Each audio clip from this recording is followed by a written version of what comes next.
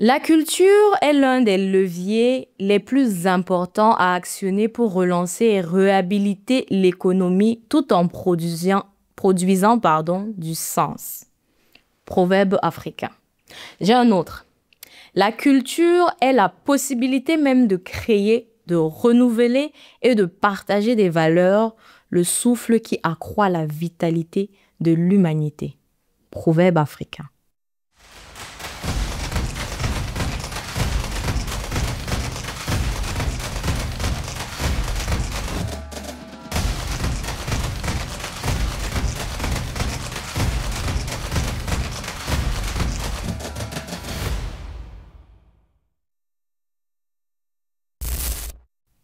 Bonsoir à tous et à toutes et bienvenue dans ce nouvel épisode de Capsule Afro-Créa. Capsule Afro-Créa qui est une émission de recommandations culturelles sur des productions et œuvres d'art africaines pour raviver ou alors continuer à animer la flamme de l'afro-curieux qui est en vous. Aujourd'hui, notre thème c'est culture et tradition. On va comme d'habitude passer à une toute petite définition. La culture est l'ensemble des phénomènes matériels et idéologiques qui caractérisent un groupe ethnique ou une nation, une civilisation, par opposition à un groupe ou à une autre nation. La tradition est l'ensemble des légendes, de faits, de doctrines, d'opinions et de coutumes d'usage, etc., transmis oralement sur un long espace de temps. Une autre définition de la tradition, c'est l'ensemble des connaissances et des pratiques qui sont transmises de génération en génération, le plus souvent de manière orale, mais aussi par la conversation et l'imitation de coutumes, de comportements, de modèles et d'exemples. Il s'agit donc d'une forme d'héritage immatériel. Voilà, vous avez compris, aujourd'hui nous parlerons de culture et de tradition et nous parlerons de ces thèmes à travers des productions et œuvres africaines. On va commencer tout de suite par la recommandation numéro 1.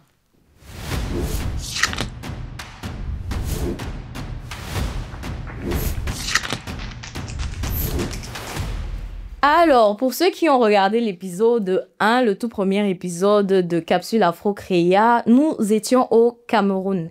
Cette fois-ci, nous allons un peu plus du côté de l'Ouest et nous allons au Sénégal avec la série Lady Diama. Il s'agit d'une série sénégalaise produite par Marodi TV et diffusée sur Marodi TV justement sur YouTube depuis le 13 août 2024. Il faut noter, petite information, n'est-ce pas? On aime bien la culture générale, que Marodi TV a été créé en 2012 et se positionne comme le premier producteur de séries au Sénégal avec un catalogue de plus de 600 heures de contenu et plus de 7 millions d'abonnés sur YouTube. Et vous avez sûrement entendu parler de la fameuse série L'amant d'une femme mariée, qui a fait un tollé il y a quelques années et c'est justement une production de cette même maison. Bon, en revenant sur la série Lady Diama que je vous recommande aujourd'hui, Diama, donc la fille, est une fille bien évidemment issue d'une famille très pieuse. Elle est la deuxième de ses parents et est assistante sociale et a aussi créé son agence de traitement de dossiers sensibles. Elle est mariée à un homme très populaire, très réputé religieusement parce que son grand-père était un prophète et elle est la deuxième épouse de celui-ci. Sa coépouse l'aime beaucoup, donc elles sont complices et son mari s'occupe très bien d'elle jusqu'à ce que vous verrez la suite dans vous verrez l'histoire dans la série. Mais le petit problème, c'est que malgré toutes ces façades, Diama n'est pas heureuse et va tout au long de la série vivre et devoir faire fi de ses envies pour contenter ses parents et le regard des gens. Elle va vivre selon les dires, elle va vivre selon les on-dit et peut-être, qui sait, elle va briser le cycle en s'affirmant et en dénonçant les violences et les difficultés que c'est d'être une femme, une deuxième femme, et de se marier par force. On retrouve les thématiques donc comme la polygamie, la pression sociale, l'impact du regard des gens sur sa vie, la violence et la forte présence des traditions dans les mariages. Vous savez, j'ai toujours une petite anecdote. Donc l'anecdote de cet épisode est particulière parce que je vais vous parler de deux choses précises. C'est tout de suite.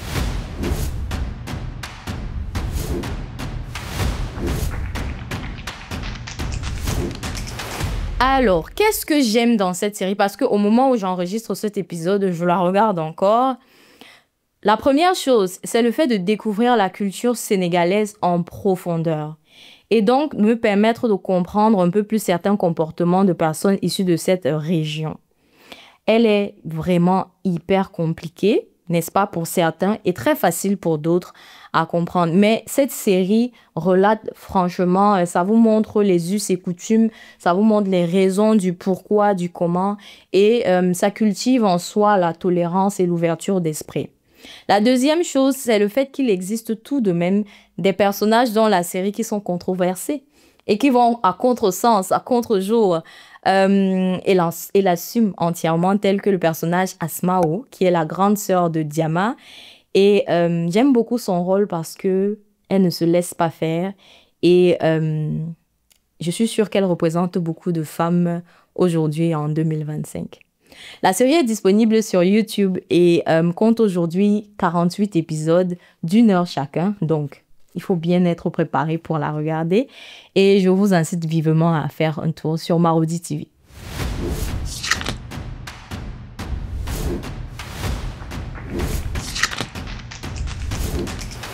Ma recommandation numéro 2 sur le thème culture et tradition, ce sera cette fois-ci une émission télévisée. Avez-vous déjà entendu parler de la chaîne Live TV? C'est une chaîne ivoirienne.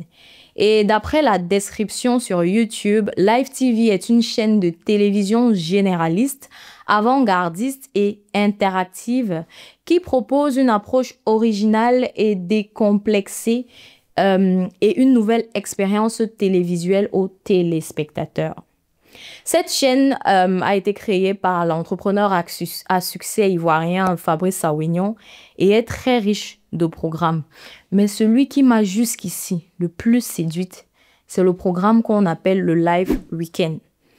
J'ai surtout regardé celui avec Connie Touré. Il y a une nouvelle saison actuellement avec Ludivine, j'oublie son nom, mais voilà. Et qu'est-ce que c'est que le Live Weekend? Le Live Weekend est une émission culturelle et de découverte. La présentatrice est entourée de différentes chroniqueuses qui ont chacune une rubrique à elle et parfois portent leur nom. Cette rubrique-là, bien évidemment. L'émission en elle-même consiste en la présentation 360 d'une star, artiste, personnalité publique de l'Afrique francophone. Et par 360, j'entends son passé, des anecdotes sur lui ou elle, sa personnalité, son talent, son intimité parfois et surtout son actualité artistique, n'est-ce pas? Le tout dans une atmosphère très bienveillante, joviale et entraînante. Je trouve vraiment le format particulièrement digeste et intéressant. Et le fait qu'elle soit diffusée en plus un vendredi, le vendredi soir, à l'entrée du week-end, rend l'émission encore plus agréable à regarder. L'anecdote de cette émission sera aussi assez particulière parce que ce seront des épisodes que j'ai regardés qui m'ont le plus marqué. C'est tout de suite.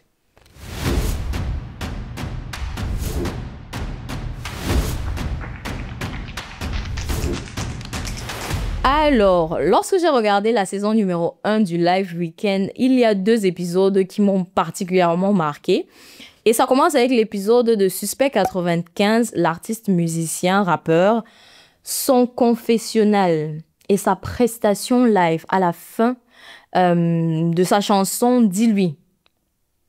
C'était quelque chose de très émotionnel, de très artistique, mais à la fin tellement simple qu'on aurait eu l'impression qu'il parlait à... Voilà.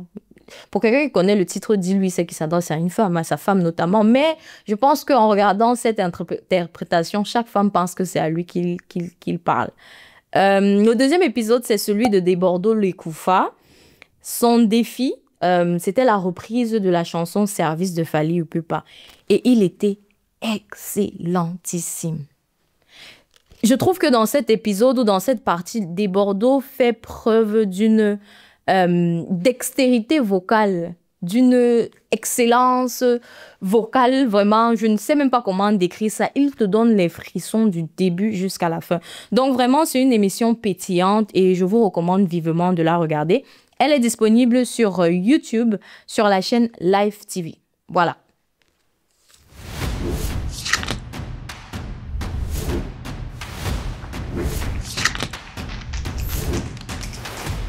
Ma recommandation numéro 3, ce sera très simple. C'est deux artistes musiciennes. Parce qu'ici, on est en train de parler de culture et on parle de tradition. Il y a une artiste qui s'appelle Vernieu Tina. C'est une Camerounaise.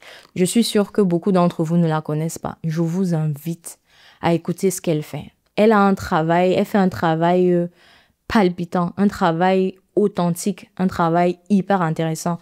La musicalité qu'elle a, la façon avec laquelle elle aborde la chanson, le fait de chanter. Franchement, quand on a un peu ce côté afro là, n'est-ce pas, on se sent interpellé. Donc, retenez bien ce nom, Vernieu Tina. Et une deuxième s'appelle Céline Banza. C'est une Congolaise. Et elle a participé à The Voice, je pense quand Youssouf a été coach là, je me rappelle plus trop de quelle année. Et depuis que moi je l'ai connue sur The Voice, justement, j'ai suivi son parcours et elle a un album sur Spotify notamment. Franchement, la fille, elle est excellente. Elle chante trop bien. Et j'ai son favori, ça s'appelle Départ. Et elle chante justement avec Youssouf. Et c'est... Ouf! Voilà. On va passer à la reco numéro 4.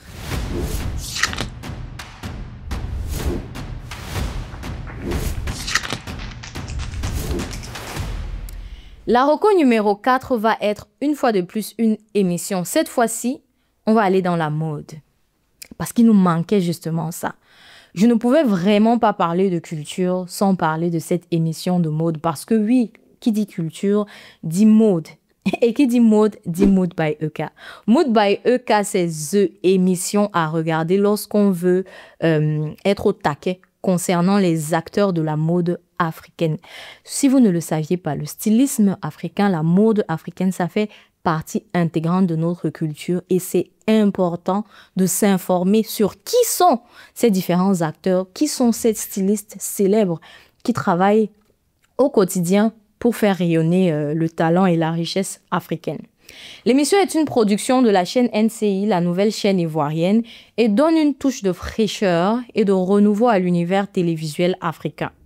Pour 3 raisons, selon moi, bien évidemment. La première, la présentatrice Emmanuelle Keita est une pointure, une muse et une férue de mode.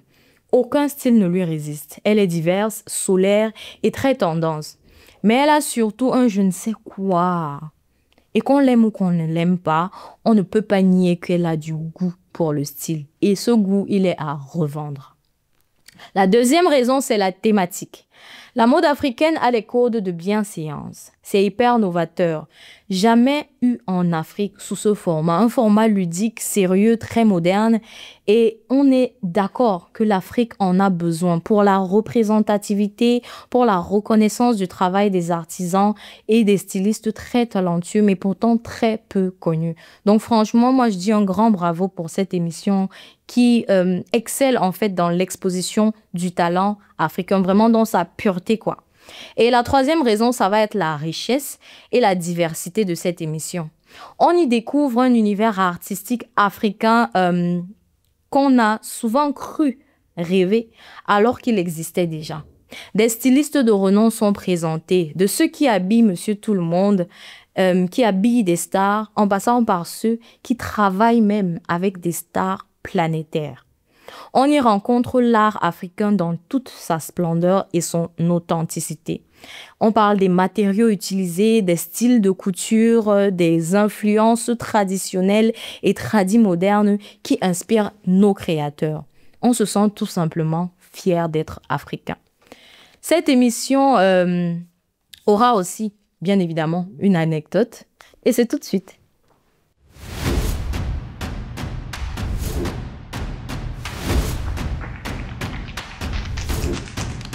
Alors, voilà. Ce que je préfère dans cette émission, enfin, pas que je préfère, mais oui, voilà, ça a un petit goût, ça rajoute du piment, du grain à moudre. Il y a deux trucs, deux choses particulières. La description de l'invité ou alors la présentation de l'invité au début, en tout début d'émission par Caprice, qui est une chroniqueuse d'Emmanuel Keta sur cette émission. Elle y met les mots, la manière et la passion. On a toujours l'impression, après l'avoir écouté, qu'on va recevoir un génie sur ce plateau. Non, mais franchement, elle a un don pour faire paraître tous les invités comme étant des génies, des personnes tombées du ciel, quoi. Et c'est excellent. La deuxième, c'est la Fashion Police. La Fashion Police, on sait que EK est assez connu pour son franc-parler et surtout son sang-froid dans la critique vestimentaire. Et comment vous dire que dans cette rubrique, elle fait un grand et bel usage de ce talent. On adore tout simplement parce qu'elle a elle a un vocabulaire propre à elle lorsque elle voit des looks de nos stars, de nos people et elle les décrypte avec vraiment une simplicité et une facilité incroyable. C'est digne d'Emmanuel Keta. Donc, Mood by EK, vous retrouvez cette émission tous les samedis sur la chaîne YouTube de NCI. Et pour moi, hein, vous n'avez aucune raison de la rater parce que ça inspire et puis c'est beau à regarder. Voilà, c'est tout pour les recommandations de cet épisode. On va terminer tout doucement. En conclusion, hein, dans cet épisode où on parlait de culture et tradition, je vous aurais fait 4 recommandations. La première aura été la recommandation d'une série sénégalaise, Lady Diama. Ensuite, on a eu la recommandation d'une émission Live Weekend sur Live TV. J'ai continué avec 2 artistes, Céline Banza et Vernieu Tina, que je vous recommande vivement d'écouter. Et on a terminé sur une autre émission, Mode by EK, une émission de mode. Voilà, j'ai fait le tour pour ma part, pour ce que je trouvais intéressant. Mais je sais que cette émission continue avec vos commentaires et vos recommandations à vous. Alors, si je vous posais la question, qu'est-ce que vous recommanderiez à quelqu'un qui veut s'intéresser à la mode, à la culture, on va dire, et à la tradition africaine aujourd'hui? Que ce soit des livres, des musiques, des documentaires. Écrivez tout en commentaire et ensemble, on continuera à partager et on continuera à inspirer l'afro-curieux qui est en chacun de nous. C'était Sorel Foudio pour la capsule Afro Créa. Merci.